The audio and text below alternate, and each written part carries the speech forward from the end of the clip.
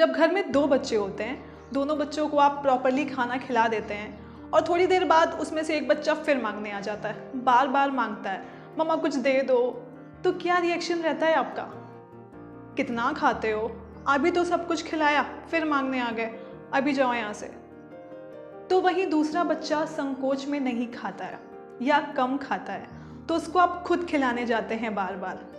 यही सीन आपके और ईश्वर के बीच रहता है। आपको जब वो कुछ देते हैं तो आप उसमें खुश नहीं होते, बल्कि फिर मांगने लगते हैं, और ईश्वर भी बोर हो जाते हैं कि यार इसको तो जितना भी दो ये फिर मांगने लगता है। तो वहीं कुछ लोग संतोष करते हैं, मेहनत करते हैं, बट रोते नहीं हैं, परेशान नहीं रहते हैं, और ईश्वर उन्हें उसी बच्चे की तरह बार बार खिलाता रहता है, उसे देता रहता है, क्योंकि वो कम खाने वाला बच्चा है, कम डिमांडिंग है। This is the concept. जो बॉयफ्रेंड ज़्यादा डिमांडिंग होता है वो अच्छा लगता है? जो गर्लफ्रेंड बहुत डिमांडिंग होती है पसंद आती है? नहीं ना। जिसका लालच खत्म उसकी तरक्की भी खत्म। सही है, लालच रखिए, मेहनत करिए दिन रात, पर दुखी होकर नहीं, काम को एंजॉय करके, खुश होकर, सेटिस्फाई होकर। दिल के कोने में सेटिस्फैक्शन होना बहुत ज़रूरी है, शुक्र होना बहुत ज़रूरी है उन सभी चीज़ों के लिए जो ईश्वर ने आपको दिया है। आप जब मॉर्निंग में पूजा करते हैं तो आप पूजा के टाइम ईश्वर को थैंक यू बोल सकते हैं। अगर बोलते हैं तो बहुत अच्छी बात है। थैंक यू बोलने से पॉजिटिव एनर्जी जनरेट होती है, अंदर से खुशी मिलती है, जिससे आप अपने काम को और अच्छे से कर सकते हैं।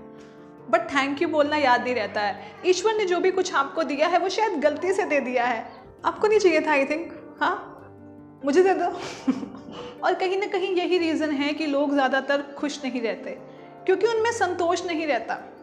आपके पास घर में जो भी सामान है, आपके पास जो रिश्ते हैं, उससे अच्छा किसी और के पास होगा, उससे भी अच्छा किसी और के पास होगा। करोड़पति अरबपति के घर में भी जो सामान है, क्या उससे अच्छा सामान मिलना पॉसिबल नहीं है? है, अग्री। तो अच्छाई की तो कोई कंपैरिजन ही नहीं है। और एक बात तो आप कॉपी पे लिख लो या माइंड में सेव कर लो, आप जिसको जितनी शिद्दत से चाहोगे पूरी कायनात लग जाती है उससे आपको जुदा करने में। आप जिसके लिए जितना तड़पोगे, जितना परेशान रहोगे, वो चीज़ आपको उतना ही झिलाएगी। और जिसको लेकर के आप संतोष कर लोगे कि इट्स ओके, वो चीज़ आपके कदमों में चल के आएगी।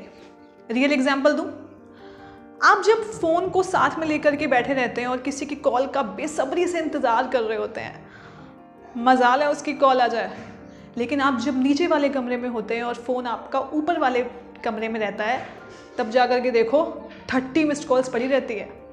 होता है नहीं होता लाइफ में ऐसा अक्सर? आप अपनी लाइफ के फ्लैशबैक में इसको एक्सपीरियंस कर सकते हैं। मेरे घर में कंस्ट्रक्शन चल रहा था और काफ़ी टाइम तक वर्कर्स रेगुलर आ रहे थे, लेकिन कुछ टाइम बाद वर्कर्स गैप करने लगे। मैं परेशान, 1 दिन 2 दिन ऐसे कर करके 1 हफ्ता हो गया, 10 दिन हो गया।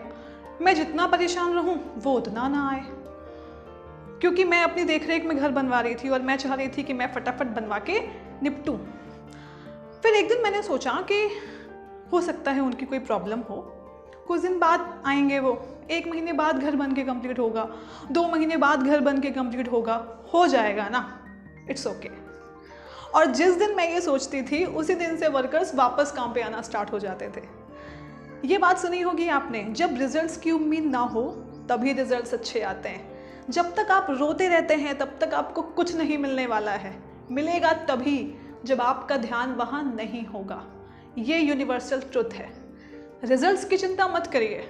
भगवत गीता में लिखा है, कर्म किए जा फल की इच्छा मत कर इंसान, जैसा कर्म करेगा वैसा फल देगा भगवान। आपके हाथ में जो है आप वो करो।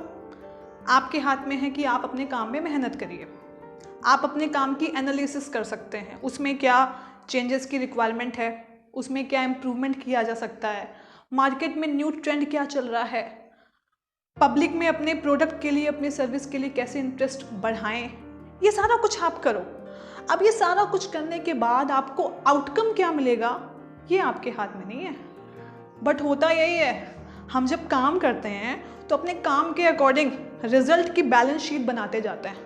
मैंने इतना काम किया है, मुझे इतना रिजल्ट मिलना चाहिए, मैंने ऐसे ऐसे काम किया है, मुझे ऐसे ऐसे रिजल्ट मिलना चाहिए। आधा फोकस रिजल्ट पे होता है, आधा फोकस काम पे होता है। पूरा फोकस काम पे लगाइए।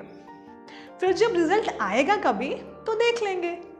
अगर उसमें कुछ गड़बड़ी रह गई है, कुछ कमी रह गई है, तो आप अपने काम को देखो कि उसमें क्या और इम्प्रूवमेंट किया जा सकता है, फिर अपना पूरा फोकस काम में लगाइए, तब आएगा लाइफ में मज़ा। Try it.